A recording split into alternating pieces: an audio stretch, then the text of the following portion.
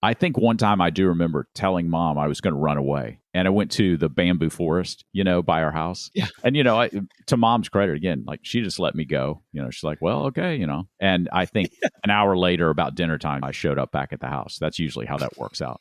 Well, the funny thing is, like today, that's like you call the cops for that. You let your kid out of your sight. You'd go off in the woods. Child abuse nowadays. Yeah, child abuse, sure. Oh, all right. So where are we going with this?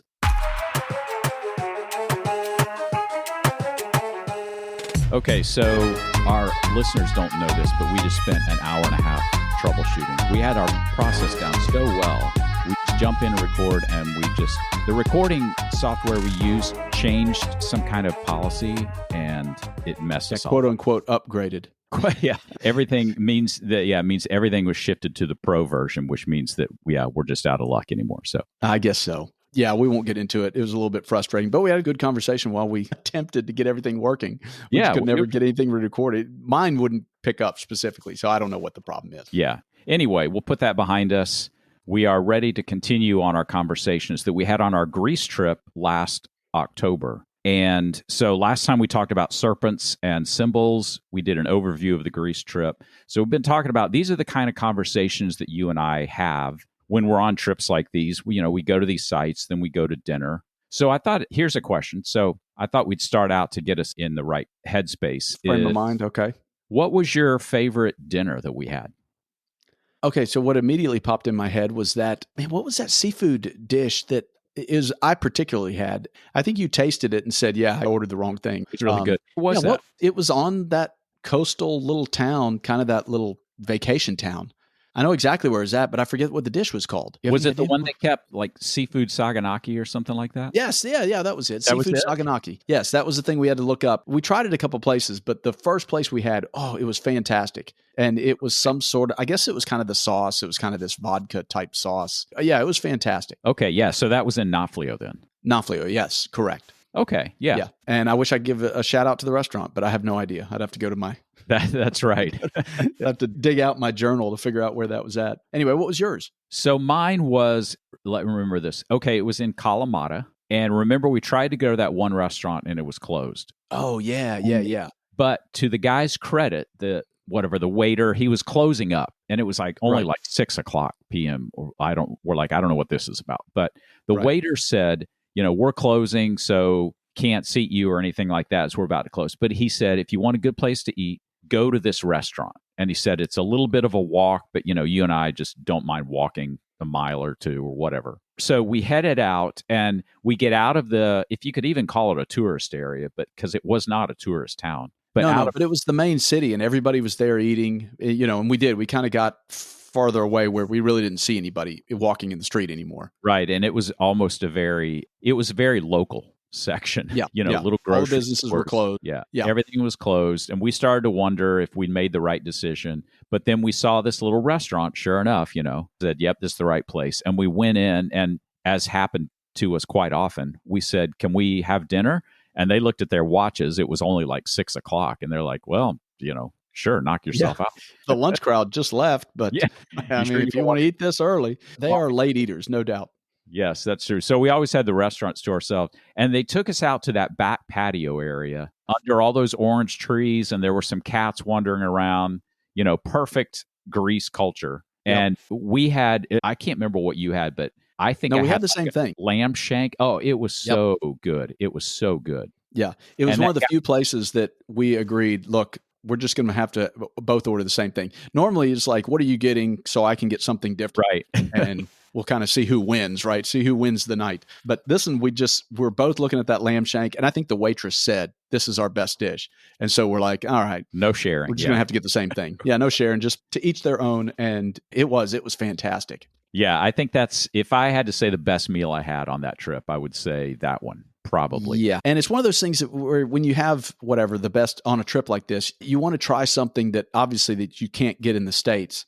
But then the bad part of that is now I've had this wonderful meal that I'll never eat again. Like that's just in the rear view. I mean, we'll probably never be back to that place. It'll be closed if we happen to make it back, Yeah. So, yeah, good and bad of trying new things. Yeah, but both those restaurants, were ones, we did this every night. We just sit there and process what we observed that day, the sites we went to. So that kind of gets us in the proper frame, headspace of what we're going to talk about today. So we already covered the site of Mycenae in our trip overview. You can go back and listen to that if you haven't heard it. But Mycenae, of course, is the city where Agamemnon, the mythic king, the legendary king, that was his city, right? That was his city-state, right? Because it's more than just a city. It's the whole region was ruled by the city of Mycenae, and Agamemnon was the mythic ruler of that place. It was definitely an empire at the time. Yes, one of the stronger empires of that region was Mycenae. Mm-hmm. All right, so we walked around Mycenae, and then we had this conversation because we started to talk about the stories of Agamemnon in Greek myth. Sometimes we had to go remind ourselves what they were, and we'll have to tell this story in a minute. But then we started talking about one specific aspect of Agamemnon, and that was the sacrifice of his daughter, Iphigenia, and how that contrasted with a couple of incidences you see in the Bible. So that's what we're going to talk about today. Yeah, well, you knew the story. I had to look it up, and I actually had to hit the Google pronunciation, and it came up as Iphigenia. You're not going to figure it out from the spelling. So anyway, yeah, but you had told me the story, and obviously there's a lot of similarities when we talk about the sacrifice of a child. Right. It automatically popped in our head. It's like, well, the similarities and compare contrast with Abraham, and yeah, that's where we're going to go today. Yeah. So anyway, as a bit of a refresher, if you don't know who Agamemnon is, and a lot of people may not, but Agamemnon was this legendary king of Mycenae. And specifically when it comes to Greek mythology, he is the king along with his brother Menelaus. And Menelaus is the ruler of a city down south, but they're really the power brokers of the Peloponnese. So Menelaus is married to a woman named Helen. And she becomes legendary because the whole thing about Helen of Troy, right? Paris steals off with her, takes her to Troy. Well, an offense to one is offense to all. So Menelaus says, we can't stand for this. He goes up to Agamemnon, his brother, and he says, we have to go get back my dignity, right? My honor. Oh, yeah, my wife as well. Like all that's been wounded, right? So this is the start of the Trojan War. Okay. So according to the story, Agamemnon is on his way to Troy, but he gets stuck on an island, and I think the island's name is Aulis, Aulis, and there's no wind. And so they're stuck. And in those days, if there was no wind, your boat wasn't going anywhere. It's like you ran out of gas. So his boats are stranded, and his priests come to him and say, okay, so you have caused Artemis offense. And there's a couple different versions of what he did to cause Artemis offense. But the bottom line is you don't offend the gods. Nothing good comes from that, right? So somehow he gets on Artemis's bad side. Some say he killed a sacred deer. Some say he boasted too much about being the greatest hunter in the world. But it's not the first time this has happened. If you read the Odyssey, one of the things that happens to Odysseus and his crew is they get stranded on this island where all the cattle belong to Apollo. So he tells his men, okay, these are sacred cattle. No one eat anything. But they're like starving. And of course, someone breaks away and kills a cow. And now they're on Apollo's bad side, right? Right. Similar things happen. So this is what happened. He gets on Artemis's bad side. And the priest says, basically, there will be no more wind until you make things right with Artemis. It sounds like the type of thing where all we do is wait for something bad to happen, whether it's a rainstorm or no wind or whatever, a flat tire of some sort. And then you kind of look in the rear view and say, all right, what have you done? What have you done the last couple of days? And if it's you or I, it's like, well, today. Yeah, maybe I watched Netflix a little bit too long. Maybe I kind of vegged out this weekend. And then a priest would say, "Oh yeah, well, you've clearly upset whatever god, the Netflix god, and I have to make amends, right?" Yeah, that's right. I guess that's just how it worked for everything, right? Yeah, that's how it worked. If something was going wrong, you clearly angered one of the gods, and you had to figure out how to make things right. That was very much the way it was in the ancient world. Yeah, and the priest's job was just to say, okay, walk me through the past 48 hours. And remember that time when you were telling the story about killing the deer? Artemis pretty upset about that one. Yeah, remember when you said that not even the gods themselves could hunt like you could? That's not what I meant, man. I didn't mean that literally. Well, you said it. Sorry. Yeah, okay, so I'm sorry. Continue the story. Okay, so they're stuck on this island. And of course, Agamemnon's question is, what do I have to do? And the answer back is that you have to offer your daughter, Iphigenia. That's how I pronounce it. How did you say Iphigenia? Iphigenia, I think. Okay. So he has this daughter, and he said, you have to sacrifice her to Artemis. Okay. Steep price. Yes. So now Agamemnon is faced with the dilemma, right?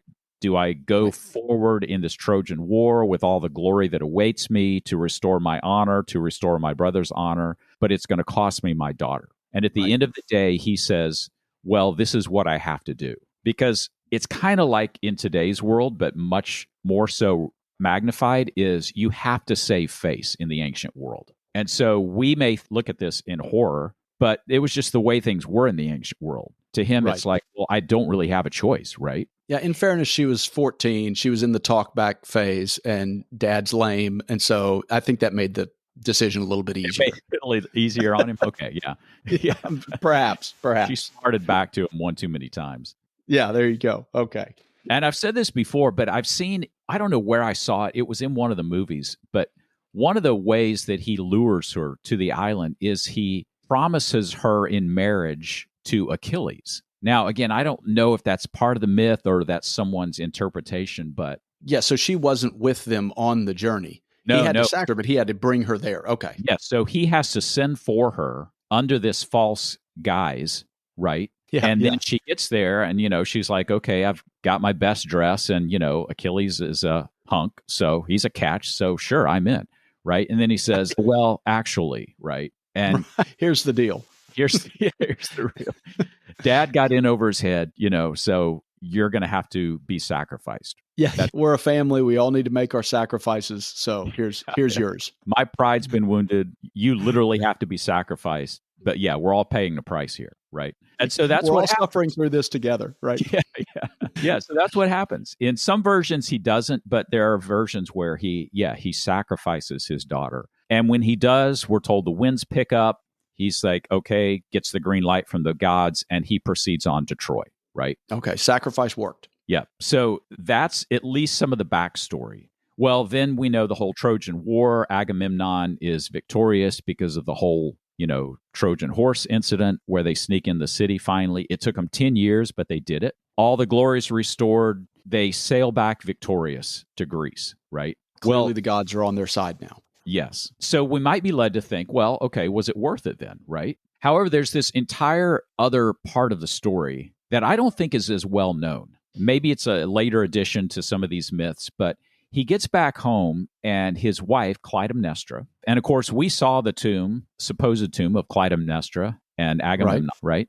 We talked about that in that episode. Clytemnestra is none too happy sending her little girl off to marry Achilles, right? And then it turns out she gets word that no, dad sacrificed her so he could have his glory in the war. So all this has been happening while he's been gone. And Clytemnestra's upset about it. Well, she takes a lover while he's gone. And so he returns and there's a lot of tension in the house, right? And so the story goes that when he was bathing with the help of her lover, whose name was, let me get this right, Aegeus, I think. And I'm probably pronouncing that wrong, but Aegeus or something. But anyway, so with the help of him, they kill Agamemnon while he's bathing. So he's killed. Okay, now he has a son. This just keeps on going, but this is all important information. So he has a son named Orestes. Orestes now has seen his mother kill his father.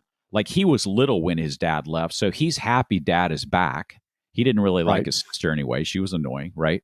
He gets her right. A little bit of bullying going on, but in any case. Yeah, so he is really upset now that his family's honor has been shamed, right? Because now his mom has taken up with the lover who's not dad, and his mom has actually killed dad. So he takes it on himself to say, I have to right things. So he actually goes and he kills his mother and he kills Aegeus. And so this presents one final dilemma, right? Because now, on one hand, is he guilty of matricide, or was he simply restoring his family's honor? And the last part of the story that we have is that he gets dragged before the council in Athens, and basically the council in Athens says, okay, look, we're not okaying the fact that you killed your mother, but this is a pretty complex web that was going on here. So basically, you have avenged what happened to your father, and that's kind of the end of it. So they didn't. Okay, so they kind of let him off a little bit.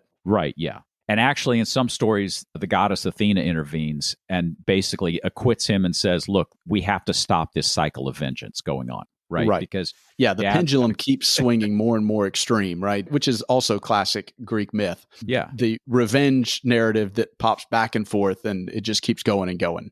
Yeah, and you can even see that in some modern cultures, the revenge killings, and someone has to stop it, right? Someone has to break the chain.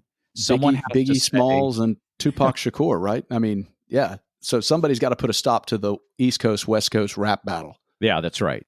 Someone had to be the bigger man. Right, I don't know what it was, Biggie. Well, no, they both got killed, dude. I know, but come on, man. Yeah, I was about to say they're both out, and in this scenario, yeah, they're both gone. So, we didn't want to lose all of our rappers. That's right. Snoop had to step in and dial things back a little bit. If enough blood has been shed, let's write songs about it. Instead. Yeah, right? yeah. Let's keep it in the studio. Maybe that's where the whole rap battle, right? I think so. I mean, it certainly could apply. I don't know if my hip hop history is a little bit fuzzy, so yeah, but that may be where it came from. Yeah, that's pre-rap battle. I think you may be right. They decided to let's duke it out on the stage instead of actually firing guns in the street. That's right. That's right. Yeah. All right. So that's the story. And I know I went through that really fast, but that's the backstory behind Agamemnon and, his daughter and his wife Clytemnestra, Orestes taking vengeance. And so one of the big morals of this story that we started talking about is Agamemnon sacrifices his daughter for the glory of success in the Trojan War. And on the surface, that appears like it worked. However, when you take all of these stories into account, what happens is he traded his family for glory in war, and he ends up losing his entire familial life. His children, his whole family is disgraced. It basically ends in it like this blood feud, right? It's like the blood wedding in Game of Thrones. Yeah. Red wedding. Red wedding. Yeah, it was great. Everybody's gone. There's no more family line. And the Greeks would have seen this as sort of that immediate victory might be offered by the gods, but it's going to come at the sacrifice of your family. Yeah. And long-term failure, something like that, right? Sure. That's and ultimately be the result. Yeah, that's right. And it's really, I think, meant to let the reader, look at kind of the hubris involved and was it really worth it? And of course, but I think even some of this was a way to say, is it though? Like, is it for the sacrifice of your entire family? Yeah. Okay, so you and I were talking before when we were trying to figure out the whole audio thing, that when you see these familial soap operas, one of the ways you can view that is that it is a metaphor for broader society. Maybe that's where this, the details of this narrative in either history or myth, however you want to view it, is a way of saying the glory of war and creating an empire and ruling the whole world. Is it really good considering that we're sacrificing all of our sons to this bloody battle?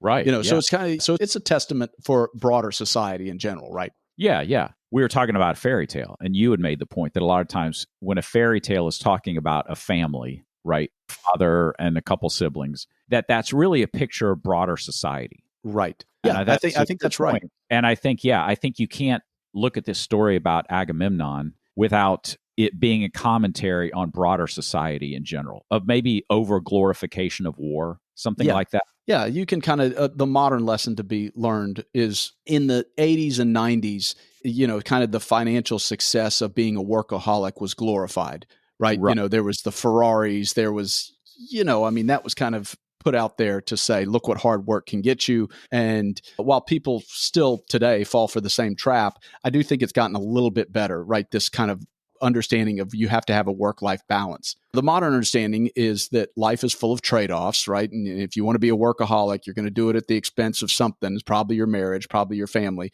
But the Greeks, the ancients would have said something like, be mindful when the gods offer success, right? Because it's going to come at the expense of your family. Right. It's going to cost you something. Right. There's trade-offs there too, right? So this is not a new idea, right? That's true. And they probably didn't have this big idea of work-life balance in the ancient times. No, I don't think there was work-life balance much back then. It was work or starve. Exactly, yeah. What balance? Any balance and I starve. That's what happens. Yeah, So exactly. So you and I started talking about, we had this conversation. We were reliving the story as we're walking through the site of Mycenae, right? This amazing hilltop fortress where you can see the bay down below. And one of us said, it takes us back to our Judges series where we talked about this guy named Jephthah. Right. Right? Because a very similar incident happens in the book of Judges. Yeah. Yeah. So Judges chapter 11, one of the judges' names is Jephthah. And one of the things that you see Jephthah do is he goes to take on one of the enemies of Israel at that time.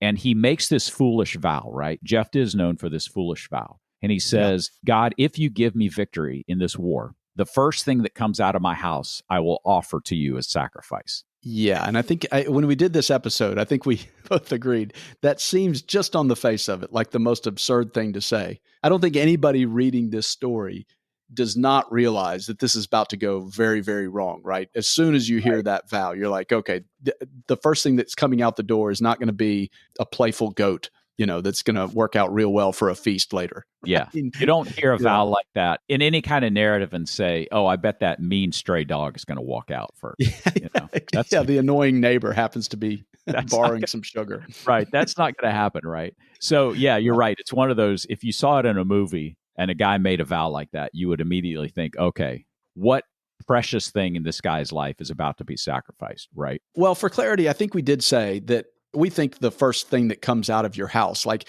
when you knock on the door or when you come home, what's going to greet you? Well, it may be the dog, it may be your kids. I think the idea was that the first thing that meets me at my gate, it might be a bull. Yeah. It might be, right. It might be livestock. Right. So and it could have been a little bit of clarity, fairness, right? Yeah. It could have been a large farm. And he's thinking, okay, when I come over the hill and I reach the gate, the first thing that I see, and maybe he's expecting goats or sheep or a cow or something like that. But as the story unfolds, the first thing that runs out to greet him is his only daughter. And then he's stuck in this bind. Right. And we talked about this because you even see commentaries today sometimes wrestle with, but he made a vow, right? God expected him to keep it. Right. And we came to the conclusion that our opinion is that that's a bunch of nonsense, right? Like God does not want him to sacrifice his daughter, but that's exactly what he does. Right. It's a foolish vow and he follows through with it. That's right. He compounded a foolish vow by not swallowing his pride and following through with it. He just made things worse, right? Way worse. Yeah. And okay, so I hear the Jephthah story and this is all coming back to me. And I'm sitting there thinking, is this a metaphor for something? Did this really happen? Was it said in the context of understanding perhaps the Agamemnon vow? I don't know. Is there a broader understanding that we should know about that story? Or is it just simply a story of, hey, here's this judge that made this foolish vow and let's learn from this? Or is it a metaphor for something else, I guess is what I'm saying. For me, I hear that story and think, what should a modern Christian get from that story? You kind of look at that and it's like, well, I mean, why did he feel like he had to keep the vow? Why couldn't he just say give backs or whatever the term is, right? It's like, I didn't mean that, right? So I don't know. Why did he feel the need to follow through with it? Did he tell anybody about the vow? Did he make a big announcement and said, hey, everyone who's, all people of Israel, whatever meets me at my gate? Or is it just, I'm sorry, go ahead. It's implied that he actually made this vow in front of his men, in front of the people he leads. Okay. And I'd have to go back, but we'll link to that episode. You can go back and listen to it. But yeah, I do think there was an aspect that he wanted to save face in front of the people he was leading, right? And you don't look like much of a leader if you say, I didn't really mean that. And here's some of the parallels with the Agamemnon story. I don't know. I'll speak personally. Even we can make foolish vows all the time to God. And we go, well, God knows that I didn't mean it, right? Right. I just wanted a good parking spot at the mall, right? So I think we take that kind of lightly today. And in some circles, it may be more of this really weighty thing like, wow, you don't make a vow to God like that. But even more so in the ancient times, you don't lightly make a vow to the gods that you have no intention to keep. Because if you thought getting on the wrong side of Artemis was bad before, right? Make a vow to Artemis and then don't follow through with it. Like your whole world is kind of crashing down. That's what you would expect, right? Yes. I suppose that if you thought that every bad thing was from the gods to begin with, then certainly a vow not kept, you're really in some trouble now. Yeah. And if the winds weren't blowing because I made some comment about a deer that Artemis couldn't have killed, right? Or whatever the mistake was, then going back on a vow to Artemis or whoever is a really, really bad problem. Right. Yeah. You're in a lot of hot water now. You just went. Yeah. Okay. So I can understand the value or the absolute necessity of following through with it. Right. Yeah. And I think so. Okay. So maybe this story is in there to help people wrestle with that very idea, of look, does the same apply to Yahweh? Yeah. If you make a vow to Yahweh, is he kind of the petulant, moody God that's going to go, nope, you said it, I'm going to hold you to it?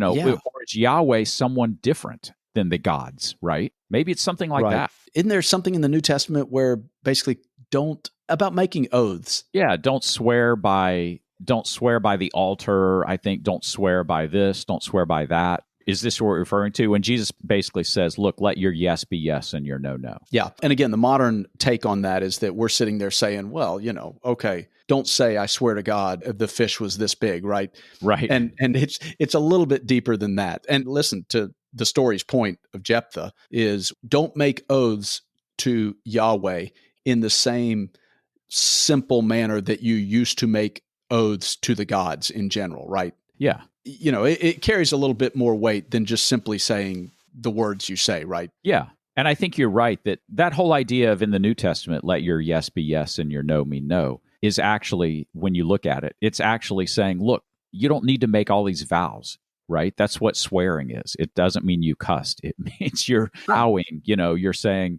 as God is my witness, this. And Jesus comes along and he says, no, be a person of integrity. And you don't have to say, I promise to God, or God is my witness, or I swear on the Bible, right? You don't have to do any of that. Right. And again, our modern understanding of oaths is just not anywhere near the way the ancients understood oaths. Right. Exactly. Yeah. And so that's why we kind of look at that verse and say, okay, I won't say whatever, I swear on the Bible, or I swear on my kids, I swear on my mother's life.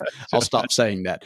It's like, no. The ancients understood oaths much more profoundly than us moderns, right? Yeah, exactly. And so Jephthah makes this foolish oath, and it costs him his family. In fact, it was his only daughter. So I think we made the point that even though Jephthah won this battle, his lineage basically dies out, right? And he becomes known, as the idiot who killed his daughter for a victory on the battlefield, right?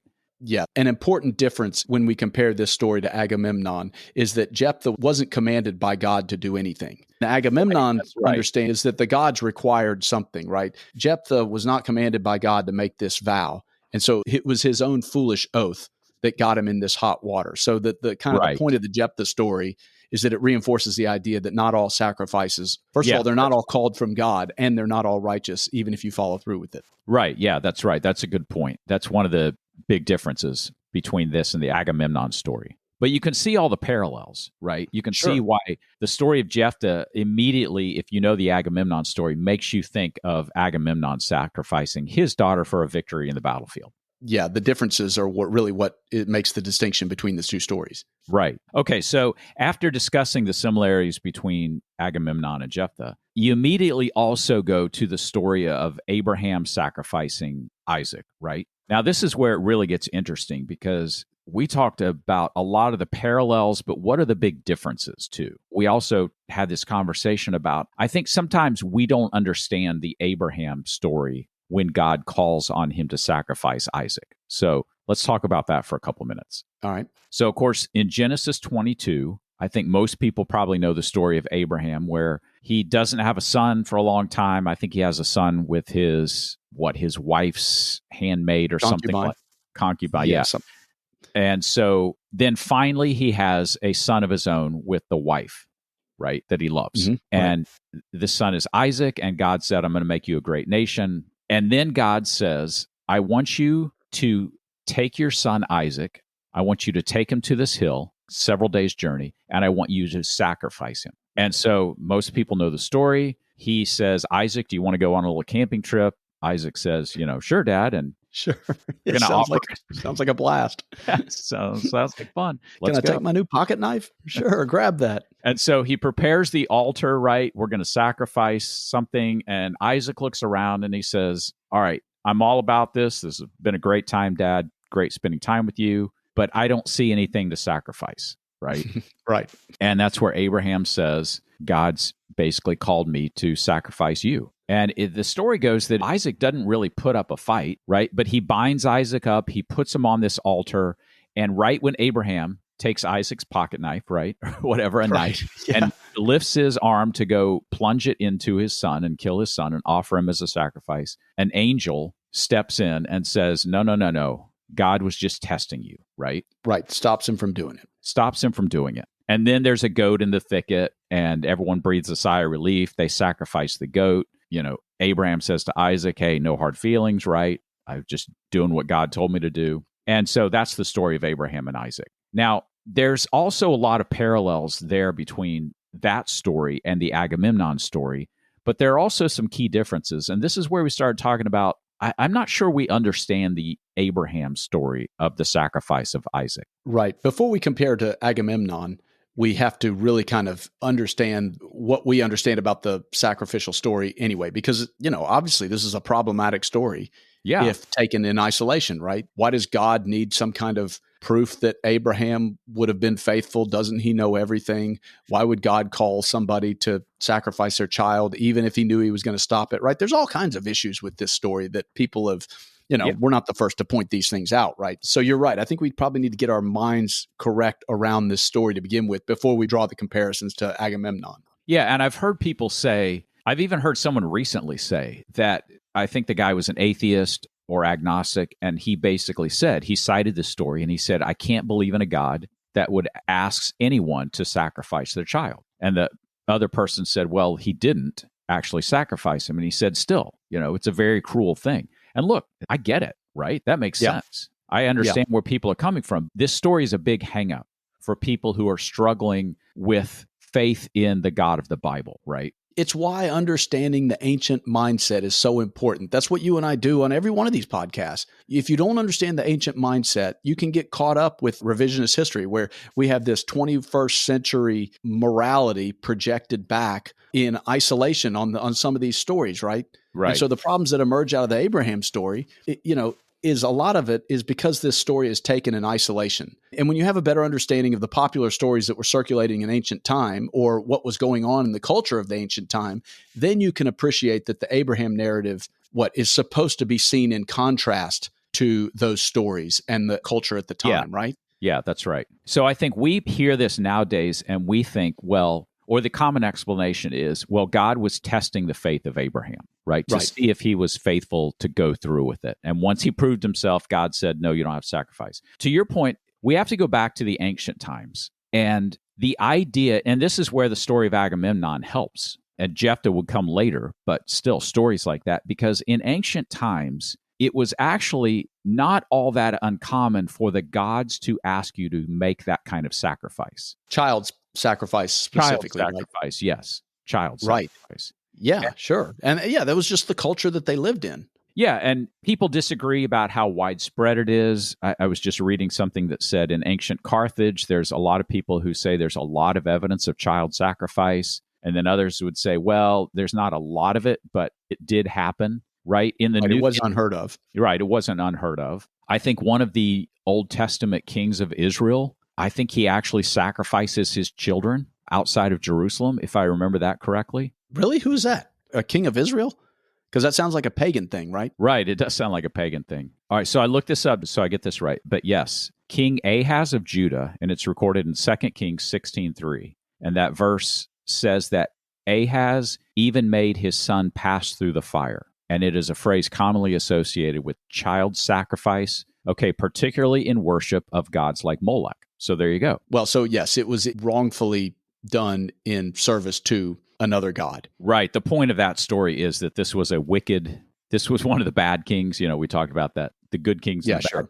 This is one of the bad kings, obviously. And he's basically saying that I'm offering my child to Yahweh, but really it's an act to Molech, right? Yeah. Well, the point being is that child sacrifice was not unheard of, and this was going on in the culture at the time. Right. So that's one of the first things we have to keep in mind, because I hear people say, well, how could God ask Abraham to sacrifice his child? What you need to realize is this is actually a little more common in the ancient times than we realize, right?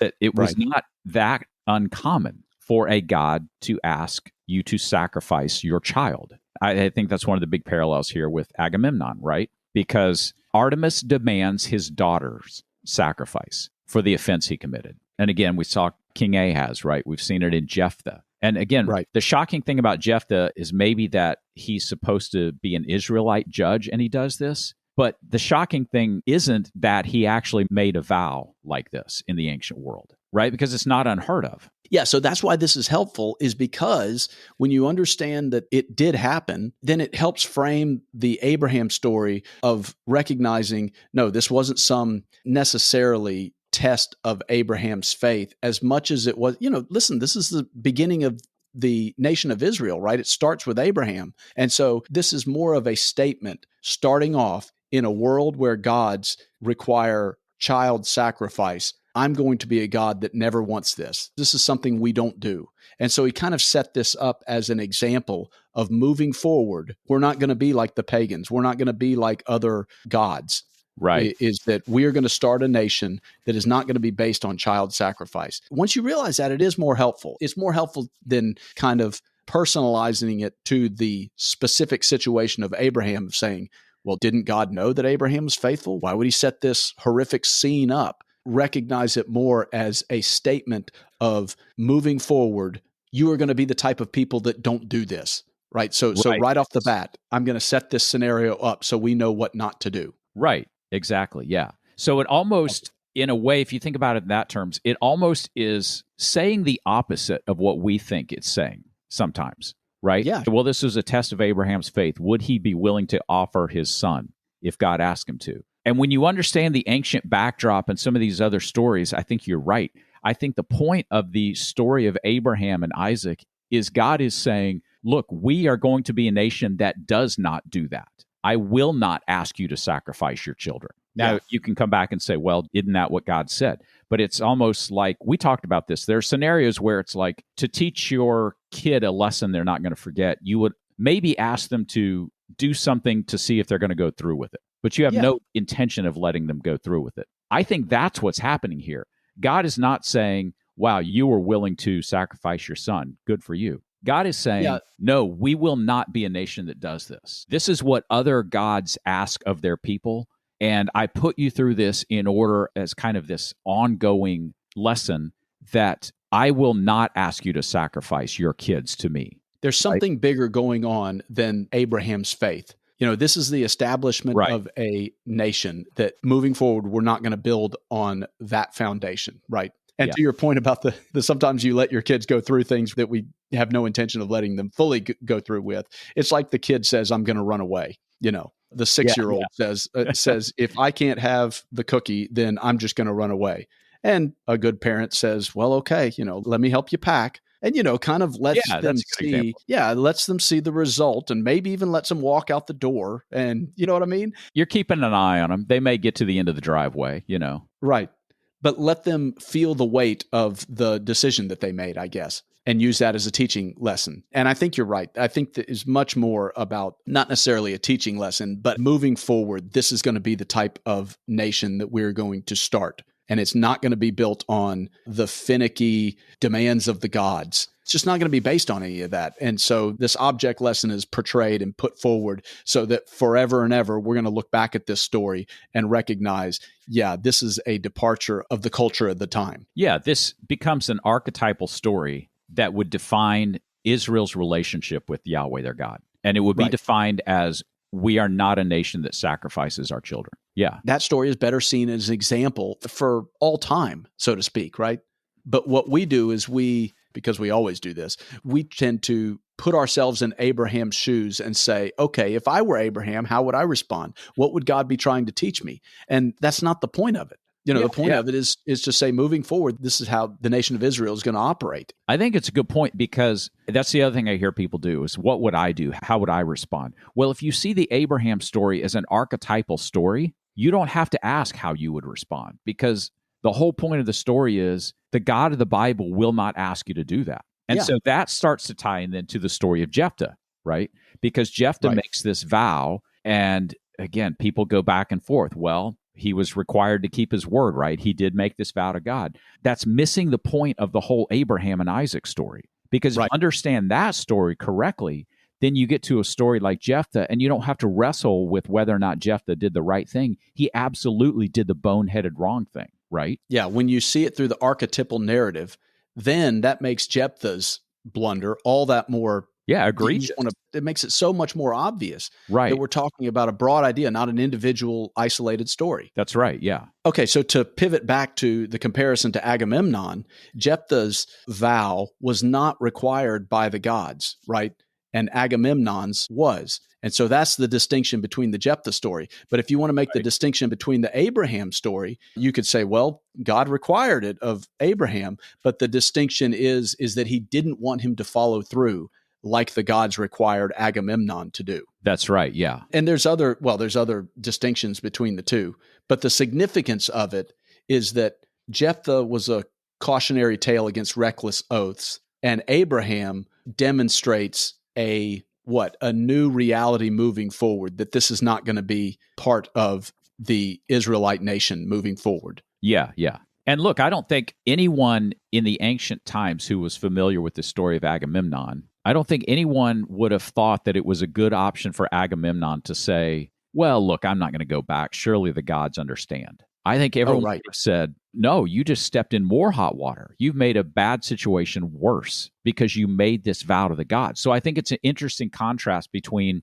what you see in the Old Testament. And by the way, Abraham's story predates Agamemnon, right? I mean, Abraham's beforehand. So when this is coming down, this is already in the mindset of this newly forming nation of Israel. And I just think it's interesting that in the Greek world, I think they would have had a different take on that. It's an interesting question. Like, how would the Greek world have understood the story of Abraham and Isaac? I don't know. I haven't thought about that. Yeah, I mean, would they have thought, man, there's a God that goes back on his word? Or would they have thought, man, there's a really loving, caring God? I don't know that they would have thought that. I don't know. I've never thought about it. Well, I don't know. I think you're right, though, that the Greeks would see the Agamemnon story and say, absolutely, he had to follow through with the sacrifice. Right, exactly. Right. Backed himself into a corner, and he really didn't have a choice. The foolish thing was irritating the gods to begin with. That was the mistake he made. The mistake he made wasn't following through. I think they would absolutely see that. Yeah.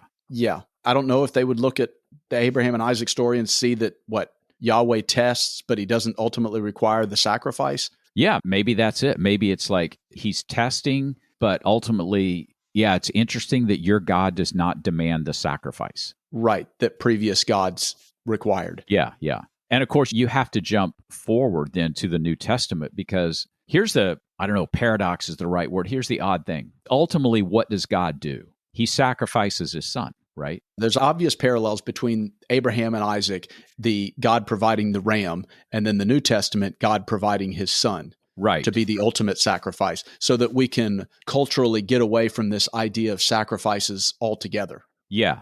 And I think another thing that's going on is when you tie those two stories together, why I think it's the right way to read this is that God is saying, I will not demand sacrifice of your children, because God has the foresight to know one day I will offer my own so that you don't have to continually offer yours. Right.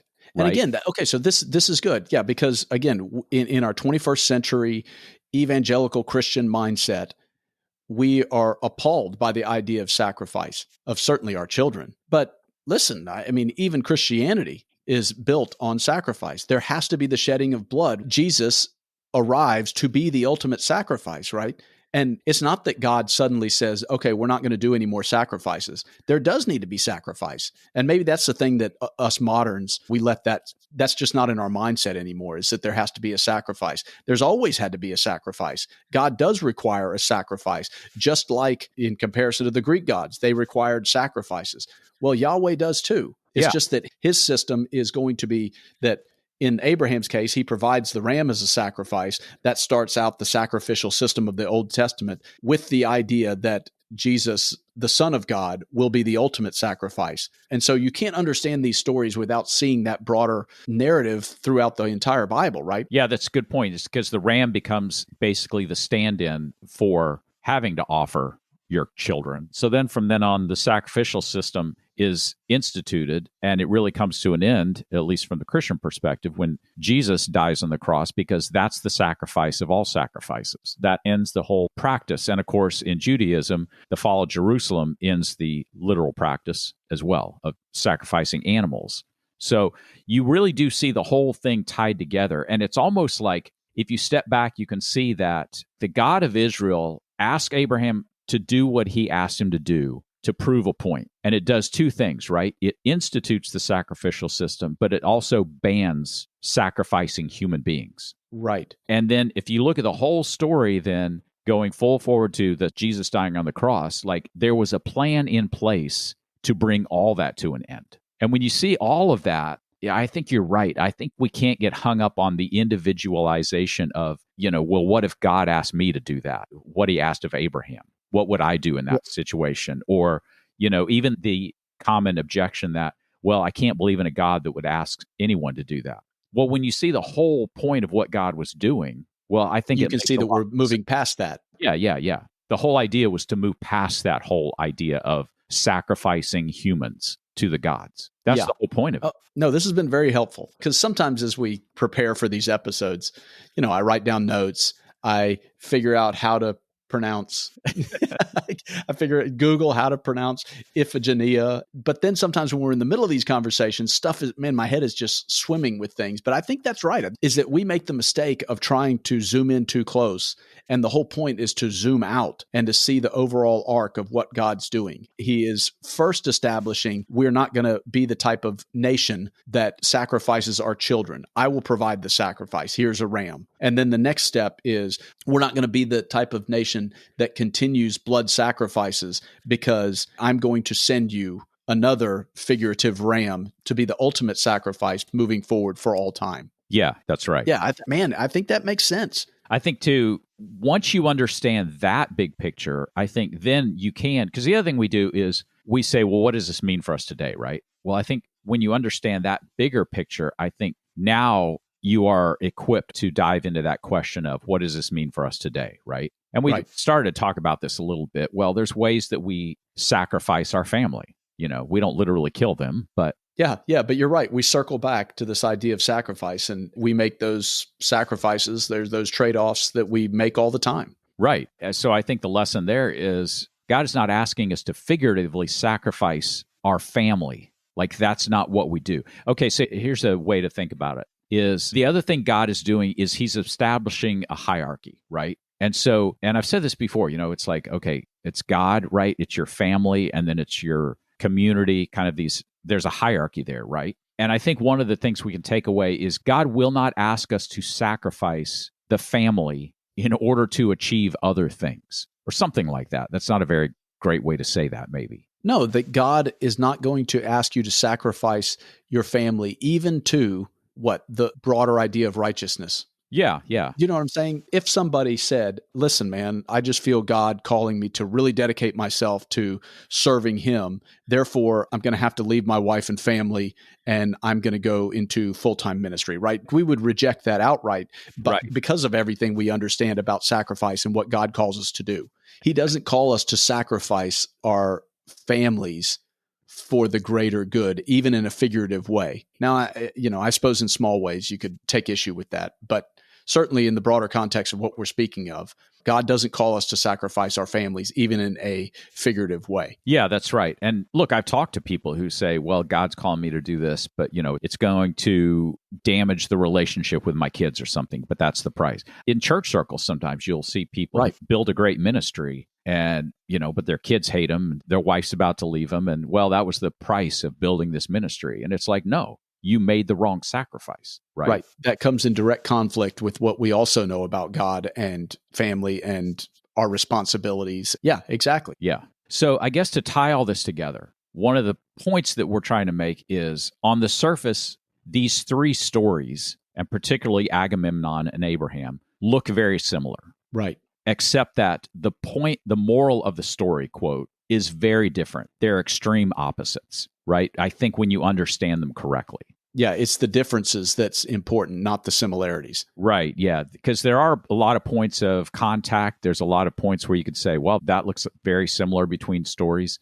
The differences, though, in the stories are what's very important because they're making, I think, two vastly different points about the nature of the God that you're worshiping, right? Right. Well, the similarities are intended for us to draw these stories together and to say, oh, I've heard a story similar to that, right? Yeah. And so the similarities are meant to draw these ideas together, but it's the differences that are meant to show the distinction between Yahweh and certainly the ancient God. Yeah. And so moving forward, it's the distinctions that matter. Yeah, that's true. So as you and I are walking where we started this, when we are walking around Mycenae and talking about these stories about Agamemnon, and you're telling me about the sacrifice of his daughter, we're meant to make associations with biblical stories, right? We immediately went to, that sounds like Abraham and Isaac, Right. And then when you really drill down to it, the point of it is the distinction between the two. And I think that's kind of what we've tried to capture in this whole episode is that if ancient stories seem to have parallels to biblical stories, well, first of all, it's ancient storytelling. And so this would have been a common understanding among the culture at the time. You're supposed to say, oh, wow, that sounds like this story over here or this myth over there. Yeah. We're supposed to be drawn into it. But then the biblical story has these subtle distinctions that listeners at the time would say, oh, wow, okay, that's not at all like the Agamemnon story. Abraham didn't go through with it. That's not at all like the Agamemnon story. The gods didn't demand anything of Jephthah. And so it's these distinctions that we try to kind of separate and get somewhere with the overall narrative, right? And I think that's what we've tried to do today. Yeah. And I have read a couple books that point out the parallels between the two stories, and they fall into the same trap of saying, well, one's borrowing from the other, but that's really missing the point of the narratives and why they differ. Why they're the same and why they're different, right? And again, it's the whole going back, the 21st century mindset being projected back into the ancient past. And it's a super common mistake. Yeah, see, this is why we had 4-hour dinners, by the way. That's right. That's right. Because we would talk all this through over a dinner. And they would sometimes even say, to circle back to our dinners and the culture in Greece, is they would sometimes say, we don't have any reservations. And you'd look around, the restaurant's empty. And we'd say, well, we'll really take any table. And they'd say, well, you'd have to be out of here in 3 hours. Yeah, that's right. Yeah, that was a common thing. So, of course, we'd look at each other like, yeah, I think we can pull that off, right?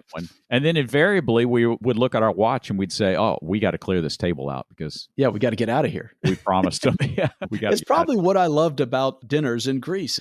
The culture is not run in, grab something, and 30 minutes we're out, right? Or an hour we're out. The culture very much is set down for 3 or 4 hours. That's why when we went in there at 6 o'clock, they looked at us like we're crazy because the understanding is, well, okay, 6 o'clock, you might come in for coffee. You might start with some drinks, and by 7, 8 o'clock, we'll have the main course. And by 9 o'clock, 10 o'clock, we're getting dessert and you're heading home, right? Yeah.